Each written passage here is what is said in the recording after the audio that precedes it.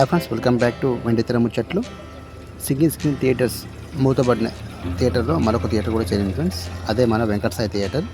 ఒకప్పుడు single screen థియేటర్లో హవా ఉన్నటువంటి వెంకటసాయి థియేటర్ కూడా ఇప్పుడు మూతబడిన థియేటర్ జాబితాలో చేరింది. కరీంనగర్ జిల్లా ప్రజలందరినీ ఒక అన్నమయ్య, ఒక శ్రీరామదాసు, అలాగే ఒక రంగస్థలం వంటి సూపర్ డూపర్ హిట్ చిత్రాలతో ఆడించినటువంటి వెంకటసాయి థియేటర్ కూడా రీసెంట్గా ఈ మూతబడిన థియేటర్లో చేరింది ఫ్రెండ్స్. మల్టీప్లెక్స్ కల్చర్ వచ్చినప్పటి నుంచి ఈ సింగిల్ స్క్రీన్ థియేటర్స్ హవా అనేది మొత్తం కనుమరుగైపోతుంది. ఒకప్పుడు ఒక వెలుగురినటువంటి సింగిల్ స్క్రీన్ థియేటర్స్ అన్నీ కూడా ఇప్పుడు దాదాపు మూతపడుతున్నాయి. తెలుగు రాష్ట్రాల్లో సింగిల్ స్క్రీన్ థియేటర్ల సంఖ్య ఒకప్పుడు 3,500 నుంచి 4,000 వరకు ఉండేవి. కానీ ఇప్పుడు వీటి లెక్క చూస్తే మాత్రం 1,500 నుంచి 2,000 థియేటర్లు మాత్రమే సింగిల్ స్క్రీన్ థియేటర్లు ఉన్నాయి ఫ్రెండ్స్.